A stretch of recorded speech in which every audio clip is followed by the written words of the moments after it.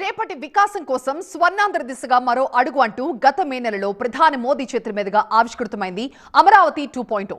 దాదాపు 58,000 కోట్ల రూపాయల విలువైన పనులకి ఒకేసారి శంకుస్థాపన చేశారు. దాంతోనే అమరావతి కొత్త ఊపిరి పోసుకుంది. పోగొట్టుకున్న బ్రాండ్ ఇమేజ్ ని కూడా తిరిగి సొంతం చేసుకుంది. దేశమంతా మరొకసారి అమరావతి గురించి మాట్లాడుకోవడం మొదలైంది. అన్ని అడ్డంకుల్ని దాటుకుని అమరావతి పునర్నిర్మాణాన్ని పట్టాలెక్కించడాన్ని ఒక ఛాలెంజ్ గా తీసుకుంది కూటమి ప్రభుత్వం.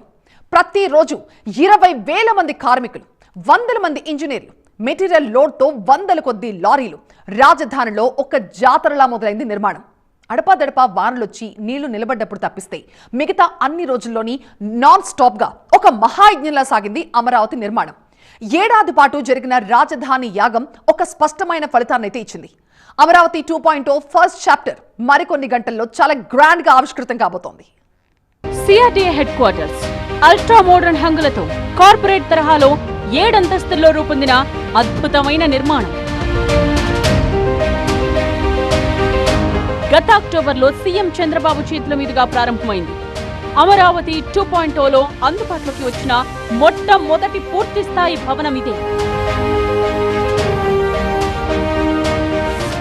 ఇప్పుడు 2 అడుగు అంతకంటే గ్రాండ్ గా NH16 తో అనుసంధానిస్తూ 21.77 కిలోమీటర్ల సీడ్ యాక్సెస్ రోడ్ మరికొన్ని గంటల్లో ప్రారంభానికి సిద్ధంగా ఉంది. ప్రజాప్రతినిధుల కోసం నిర్మించిన భారీ నివాస సముదాయం కూడా ప్రభుత్వానికి అప్పగించే కార్యక్రమం ఘనంగా జరగబోతోంది. గురువారం జరిగే ఈ మెగా ప్రోగ్రాంతో వైబ్రెంట్ అమరావతి గురించి దేశమంతా మాట్లాడుకునేలా చెయ్యాలన్నది కూటమి ప్రభుత్వ ఆలోచన.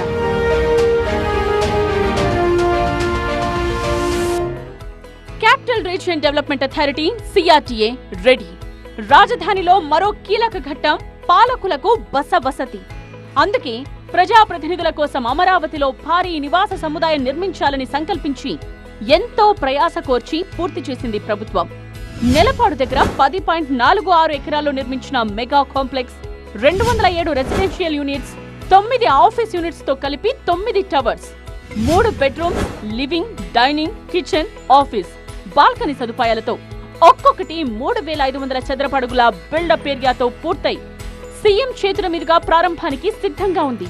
దాదాపుగా 9 టవర్స్ ని ఇక్కడ ఏర్పాటు చేయడం జరిగింది. ఒక్కొక్క టవర్ లో 12 ఫ్లోర్స్ ఉంటాయి. ఒక్కొక్క ఫ్లోర్ లో రెండు ఇల్లు ఉంటాయి. ఒకసారి మనం చూడొచ్చు, ఇది ఫోయర్. ఇది ఇక్కడ నుంచి లోపలికి వస్తే ఫోయర్ తో పాటు ఒక విశాలమైన లివింగ్ స్పేస్ ఉంటుంది. ఇక్కడ నుంచి మనం ఒకసారి వీటిని రేపు మోడల్ హౌస్, ఇది రేపు ముఖ్యమంత్రి ప్రారంభించబోతున్న ఇల్లు ఇదే. దీనికి సంబంధించిన ఇన్ఫ్రాస్ట్రక్చర్ని కావచ్చు, లేకపోతే ఇంటీరియర్ని కూడా తీసుకొచ్చి ఇక్కడ సెట్ చేసే ప్రయత్నాన్ని అధికారులు చేస్తున్న నేపథ్యం కనిపిస్తుంది. ఒకసారి ఫోయర్ నుంచి లోపలికి వస్తే ఒకసారి లివింగ్ స్పేస్, ఇది లివింగ్ రూమ్ చాలా స్పేషియస్గా, చాలా లగ్జూరియస్గా వీటిని ఏర్పాటు చేయడం జరిగింది. వాళ్ళకి ఒక్కొక్క ఫ్లోర్లో వాళ్ళకి సంబంధించి ఎమ్మెల్యేలకు సంబంధించి వాళ్ళకి కేవలం నివాస వసతులు మాత్రమే కాకుండా వాళ్ళ కార్యాలయాలు కూడా ఏర్పాటు చేయడం జరిగింది. అలాగే 3 బెడ్రూమ్స్ కూడా ఏర్పాటు చేయడం జరిగింది. ఒకటి మాస్టర్ బెడ్రూమ్, ఒకటి గెస్ట్ బెడ్రూమ్, ఒకటి చిల్డ్రన్స్ రూమ్గా ఏర్పాటు చేయడం జరిగింది. ఇది గెస్ట్ బెడ్రూమ్. ఇది వాటికి సంబంధించి ప్రత్యేకమైన ఏర్పాట్లన్నింటినీ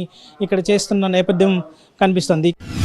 ముఖ్యమంత్రి ప్రారంభించి సిఆర్డీఏకి అప్పగించగానే జేడీఏకి హ్యాండ్ ఓవర్ చేస్తారు. కేటాయింపు పూర్తవగానే ఎమ్మెల్యేలు, ఎమ్మెల్సీలు ఈ క్వార్టర్స్ లోనే మకాం పెడతారు. దీంతో ప్రజాప్రతినిధుల శాశ్వత నివాసంతో అమరావతిలో పూర్తిగా రెసిడెన్షియల్ అట్మాస్ఫియర్ ఏర్పడుతుందని ప్రభుత్వం భావిస్తోంది. ఇది ఒక లగ్జూరియస్ విల్లాస్గా, ఒక గేటెడ్ కమ్యూనిటీ లాగా దీన్ని ఏర్పాటు చేయడం జరిగింది. ఇక్కడ కేవలం నివాసం మాత్రమే కాకుండా వినోదానికి సంబంధించినవి కావచ్చు, లేకపోతే స్పోర్ట్స్కి సంబంధించినవి కావచ్చు, లేకపోతే మిగతా క్లబ్ హౌస్కి సంబంధించి కావచ్చు, అన్ని వస్తువులతో దీన్ని ఒక ప్రీమియర్ విల్లాగా దీన్ని ఏర్పాటు చేసిన నేపథ్యం కనిపిస్తుంది.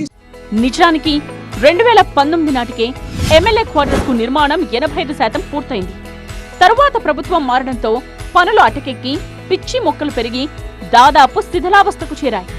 కూటమి ప్రభుత్వం అధికారంలోకి వచ్చాక రీస్టార్ట్ చేసి పనుల్ని స్పీడప్ చేసింది. పునాదుల గట్టితనాన్ని నిపుణులతో పరీక్షించి ఒక నిర్ణయానికొచ్చింది. అసెంబ్లీ స్పీకర్ అయ్యన్న పాత్రుడు స్వయంగా పర్యవేక్షించి ఆదేశాలివ్వడంతో 9 నెలల్లో పూర్తయ్యేలా సహకరించారు.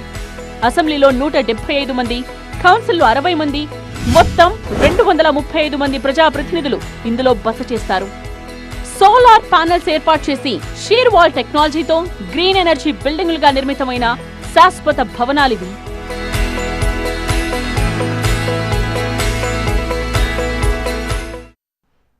అమరావతిలో అద్భుతమైన నిర్మాణాలే కాదు, అక్కడికి చేరుకునే మార్గాన్ని కూడా సుగమం చేస్తోంది ప్రభుత్వం. విజయవాడ నుంచి ఇప్పటి వరకు కృష్ణా కరకట్ట మీదుగా రాజధానికి రాకపోకలు జరిగేవి. కానీ ఇది ఇరుగ్గా ఉండడంతో వాహనదారులకి ఇబ్బందులు ఎదురయ్యేవి. దీనికి ఒక శాశ్వత పరిష్కారం సీడ్ యాక్సెస్ రోడ్. రాజధాని కోర్ ప్రాంతాన్ని విజయవాడ జాతీయ రహదారితో అనుసంధానించే రాజమార్గం అమరావతికి ఇప్పుడు ఇది సరికొత్త ఆభరణం.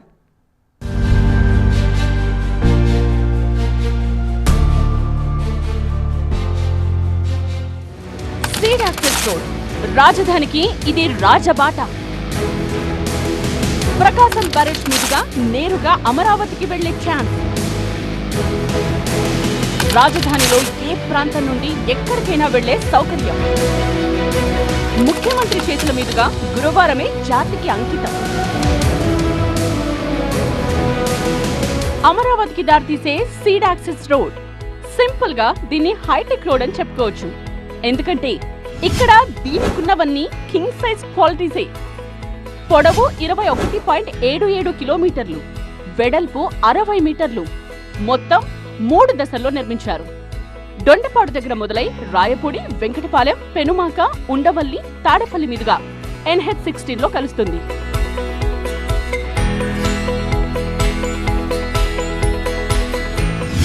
ఫేజ్ 1 14.35 కిలోమీటర్లు, దొండపాడు నుండి తెన సత్యనారాయణరాజు ఆశ్రమం వరకు. ఫేజ్ 2 3.92 కిలోమీటర్లు, వెంకటపాలెం నుండి ఉండవల్లి వరకు. ఫేజ్ 3 3.5 కిలోమీటర్లు, ఉండవల్లి మేజర్ వంతెన నుండి మణిపాల్ దగ్గర NH16 తో అనుసంధానం. కొంత దూరంలో ఒక ఇంటర్చేంజర్ వస్తుంది. అక్కడి నుంచి ఎలివేటెడ్ కారిడార్ 3.5 కిలోమీటర్ల ఎలివేటెడ్ కారిడార్ని తీసుకుని మణిపాల్ హాస్పిటల్ వద్ద చెన్నై కలకత్తా రహదారి మార్గాన్ని దాన్ని కలబోతున్నారు.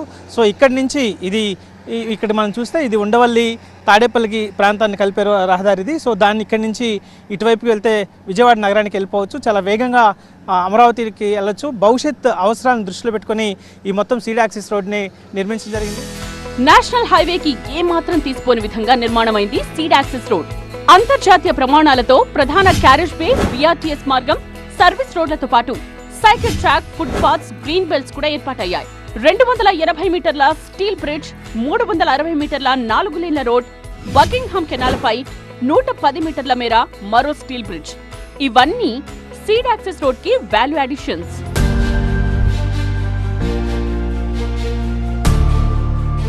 పొడవు వెడల్పులో కాదు, డిజైన్ లోనే ఉంది సీడ్ యాక్సెస్ రోడ్ స్పెషాలిటీ. ఎందుకంటే రోడ్ కి సమాంతరంగా వరల్డ్ క్లాస్ వ్యవస్థ ఏర్పాటైంది. అమరావతి భవిష్యత్ అవసరాలకు తగ్గట్టు కీలక మౌలిక వసతుల్ని కల్పించారు. వాటర్ సప్లై, పైప్ లైన్లు, ICT, గ్యాస్ లైన్లు, పవర్, స్మార్ట్ వాటర్ డ్రైనేజ్ వ్యవస్థలు అన్నీ ఫిక్స్ అన్నమాట. భవిష్యత్తులో దేనికోసం కూడా రోడ్డు తవ్వి కేబుల్స్, పైప్ లైన్స్ వేసే పరిస్థితి లేకుండా అండర్ గ్రౌండ్ యూటిలిటీస్ రూట్ ఏర్పాటు చేశారు. ఒక్క మాటలో చెప్పాలంటే రాజధాని అమరావతికి ఒక రహదారిగా కాకుండా మౌలిక వసతుల కారిడార్ గా ఉండబోతోంది సీడ్ యాక్సెస్ రోడ్. కొండవీటి భాగం గుంటూరు వాహినిపై 288 మీటర్ల పొడవైన మేజర్ వంతెన సీడ్ యాక్సెస్ రోడ్ కు ఇంకో అట్రాక్షన్. 1000 మెట్రిక్ టన్నుల స్టీల్ గట్టర్లు, 864 క్యూబిక్ మీటర్ల కాంక్రీట్ తో నిర్మించారు దీన్ని. కింగ్హామ్ కాలువపై నిర్మించిన 110 మీటర్ల పొడవైన 4 లేన్ స్టీల్ వంతెన ఇంకో ఆకర్షణ. మేజర్ బ్రిడ్జ్ ని దీంతో అనుసంధానించారు. ఈ స్టీల్ బ్రిడ్జ్ వచ్చి అప్రాక్సిమేట్ 50 కోట్లు అయింది. తర్వాత మిగిలినంతా సీడ్ యాక్సెస్ రోడ్డు. ఇది ఓన్లీ సీడ్ యాక్సెస్ రోడ్ నుంచి connecting road plus steel bridge అనమాట. ఇది ఈ మంగళగిరి రోడ్డుకి కనెక్ట్ అవుతుంది. రాజధానికి వెళ్ళడానికి ఇది ప్రధానమైనటువంటి రహదారిగా ఉంటుంది. సో దీనివల్ల ఈ యొక్క స్టీల్ బ్రిడ్జ్ కంప్లీట్ అవడం వల్ల ఎక్కడి నుంచి మనం హైకోర్టుకి కానీ లేకుంటే సెక్రటరియట్ కానీ ఓన్లీ 10 నిమిషాల్లోనే మనం రీచ్ అయిపోవచ్చు. అంత ఫాస్ట్ ట్రాక్గా మనం వెళ్ళిపోవచ్చు ఈ యొక్క రోడ్లో. సో అమరావతికి కనెక్టివిటీ విషయంలో కీలకంగా మారబోతోంది సీడ్ యాక్సెస్ రోడ్. ఎందుకంటే ఉత్తర, దక్షిణ వైపున మొత్తం 17 రోడ్లను అనుసంధానిస్తూ 3 దశల్లో నిర్మించిన రహదారిది. ఇప్పటికే వెస్ట్ బైపాస్ అందుబాటులోకి వచ్చేసింది. ఇప్పుడు seed access road ready to launch అంటోంది. అమరావతికి రాజమార్గం రెడీ అయినట్టేగా. జాతీయ రహదారికి కనెక్టివిటీ ఉంటుంది, విజయవాడ నగరానికి కనెక్టివిటీ ఉంటుంది. సో వీటన్నిటిని వీలైనంత త్వరగా అమరావతికి కనెక్టివిటీని ఏర్పాటు చేసే ఉద్దేశంతో దీన్ని లాంచ్ చేస్తున్న నేపథ్యం కనిపిస్తోంది. ప్రధానంగా ఏదైనా ఒక నగరం ఇంత స్థాయిలో నిర్మించాలంటే మౌలిక వసతులని పెద్ద ఎత్తున నిర్మించాల్సిన అవసరం ఉంటుంది. వాటిలో కీలకమైనది రహదారుల నిర్మాణం. సో దానిపైన దృష్టి పెట్టింది.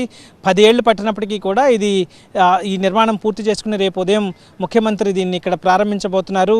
సో భవిష్యత్తులో ఒక నిర్మితమవుతున్న భవన నిర్మాణాలకు సంబంధించి కావచ్చు, నగరానికి సంబంధించి కావచ్చు, దాదాపుగా కోట్ల సంఖ్యలో వచ్చే ప్రజల ఇక్కడ ఉండడానికి అవసరమైన మౌలిక వసతుల ఏర్పాటుకి ఈ రహదారి మొదటి సంతకంగా ఉండబోతోంది.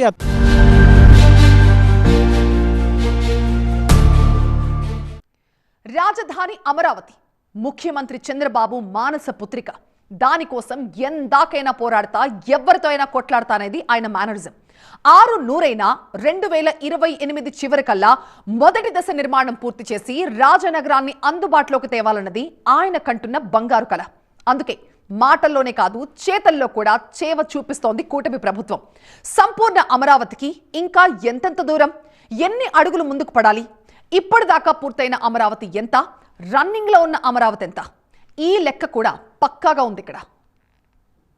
ఒక నాయకుడికి విజన్ అండ్ మిషన్ ఉంటే ఏ రాష్ట్రమైనా ఏ దేశమైనా బాగుపడుతుంది, ప్రజలు సుఖంగా ఉంటారు. న్యాయ పోరాటాలు, భూసేకరణ సమస్యలు, నిలిచిపోయిన నిర్మాణాలు, ఇది ఒకప్పుడు అమరావతి పరిస్థితి. ఇప్పుడైతే మారిపోయింది. టార్గెట్స్ పెట్టుకుని మరి పనులు చేస్తోంది చంద్రబాబు సర్కార్. ఒకవైపు ప్రభుత్వ భవనాల నిర్మాణం వేగమందుకుంది, మరోవైపు టూరిజం, ఎకనామిక్ యాక్టివిటీకి ఊతమిచ్చే ప్రాజెక్టులకు గ్రీన్ సిగ్నల్ ఇస్తోంది ప్రభుత్వం.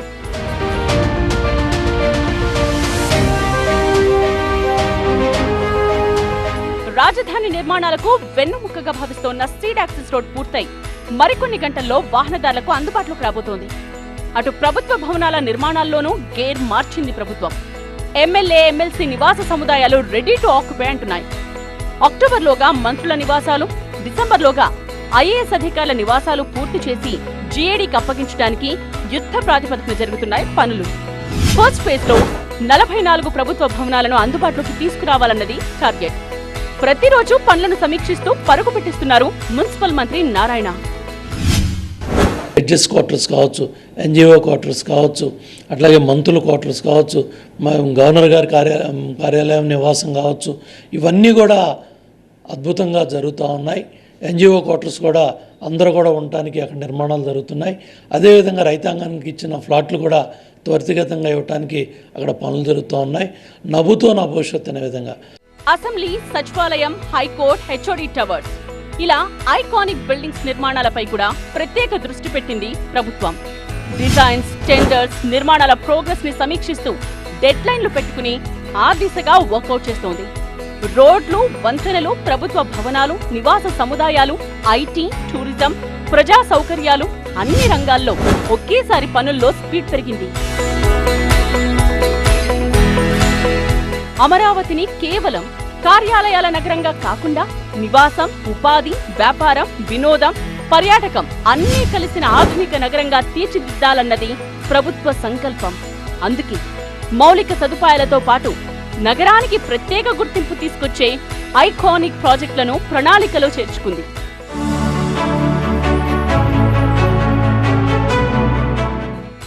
అమరావతికి గేట్వేగా ఐకానిక్ బ్రిడ్జ్ 1000 కోట్ల ఖర్చుతో అంతర్జాతీయ ప్రమాణాలతో నిర్మాణం కాబోతోంది. సిగ్నేచర్ బ్రిడ్జ్ గా నామకరణం కూడా జరిగింది. ప్రకాశం బ్యారేజ్ కి, రైల్ బ్రిడ్జ్ కి మధ్యలో సీతానగరం ఘాట్ నుండి కనకదుర్గ ఫ్లైఓవర్ మీదుగా నేషనల్ హైవే 65 ని కలుపుతూ 6 లేన్స్ తో నిర్మించాలి అన్నది ప్లాన్. కూచిపూడి నృత్య భంగిమలతో డిజైన్లు కూడా రెడీ అయ్యాయి. రాష్ట్ర ఆర్థిక, పర్యాటక రంగాల పురోగతికి ఈ సిగ్నేచర్ బ్రిడ్జ్ బలమైన పునాది కావాలన్నది ప్రభుత్వ ఆకాంక్ష. అమరావతి అనేది ఒక ప్రపంచ స్థాయి రాజధానిగా తీర్చిదిద్దాలి అనేటువంటిది మన ముఖ్యమంత్రి గారి ఆశయం, ఆయన ధ్యేయం. అది ఇవాళ అన్నీ తయారవుతున్నాయి. సీడ్ రోడ్లు తయారవుతున్నాయి, ఎమ్మెల్సీ, ఎమ్మెల్యే క్వార్టర్స్ తయారవుతున్నాయి. అలాగే ఆల్ ఇండియా సర్వీసెస్లో ఉన్నటువంటి ఐపీఎస్ కానీ, ఐఏఎస్ కానీ, ఇతర సర్వీస్లో ఉన్న వాళ్ళ క్వార్టర్స్, అద్భుతమైన క్వార్టర్స్ తయారవుతున్నాయి. ఇక సీడ్ రోడ్స్, యాక్సిస్ రోడ్స్, అలాగే అద్భుతమైనటువంటి మన కూచిపూడి భంగిమలో బ్రిడ్జిలు, కృష్ణా నది మీద బ్రిడ్జిలు తయారవుతున్నాయి. ఇవన్నీ కనిపిస్తున్నాయి మనకి. పీపీపీ మోడల్లో రోప్వే నిర్మాణాన్ని ఆమోదించింది సిఆర్డీఏ. విజయవాడ రైల్వే స్టేషన్ నుండి బస్ స్టేషన్, అక్కడి నుండి ఇంద్రకీలాద్రి, పున్నమి ఘాట్, భవానీ ఐలాండ్ మీదుగా వెంకటపాలెంలోని టీటీడీ ఆలయం వరకు రోప్వే నిర్మాణం కాబోతోంది. ఈ ప్రాజెక్ట్ పూర్తయితే పర్యాటక రంగానికి కొత్త ఊతం దొరికినట్టే. లండన్ ఐ తరహా జెయింట్ వీల్, మినీ అమెజాన్ మోడల్లో పర్యాటక ప్రాజెక్టులను కూడా ప్రభుత్వం ముందుకు తీసుకువెళుతోంది. కొన్ని ప్రాజెక్టులు ఇప్పటికే టెండర్ల దశకు చేరుకున్నాయి. Data centres, 5G network, quantum valley, iconic tourism ప్రాజెక్టులు ఇవన్నీ కలిసి ప్రపంచ స్థాయి రాజధానిగా సాక్షాత్కారం కాబోతోంది అమరావతి. 1 కోటి జనాభాకు అవసరమైన మౌలిక సదుపాయాలతో మెగా సిటీగా రూపుదిద్దుకోబోతోంది అమరావతి. నిజానికి రాజధాని పనులు రీస్టార్ట్ చేయడం పెద్ద సవాల్గా మారింది కూటమి ప్రభుత్వానికి. 5 ఏళ్ల పాటు పనులు నిలిచిపోవడంతో న్యాయపరమైన చిక్కులు వెంటాడాయి. ఒక్కో చిక్కుముడిని విప్పుకుంటూ ముందుకెళ్లింది ప్రభుత్వం. ప్రపంచ బ్యాంక్ ప్రతినిధులే స్వయంగా అమరావతికి వచ్చి పనులపై ఆరా తీశారు. మొత్తం గ్రౌండ్ వర్క్ పూర్తయ్యేసరికి 8 నెలలు ఆలస్యమైంది. లేదంటే రాజధాని నిర్మాణంలో ఈ పాటికి మరిన్ని అడుగులు ముందుకు పడేవి. లేటెస్ట్గా జరుగుతున్నట్లుంది అమరావతి పునర్నిర్మాణం. దీనికి సమాంతరంగా ప్రభుత్వ, ప్రైవేట్ సంస్థలు కూడా తమ ఆఫీసులు పెట్టడానికి ముందుకొస్తున్నాయి. మొత్తంగా 106 ప్రభుత్వేతర సంస్థలు ఆఫీసుల కోసం జాగాను సిద్ధం చేసుకున్నాయి. పునాదులు కూడా తవ్వేశాయి. అటు అమరావతిని శాశ్వత రాజధానిగా గుర్తిస్తూ పార్లమెంట్ ఓకే చేసింది. నిర్మాణం కోసం కేంద్రం నుంచి ఫండింగ్ సపోర్ట్ ఉండనే ఉంది. అందుకే టాప్ గేర్లో బుల్లెట్ స్పీడ్తో నడుస్తోంది అమరావతి ఎక్స్ప్రెస్. ఇది వాటి బర్నింగ్ టాపిక్. చూస్తూనే ఉండండి టీవీ9.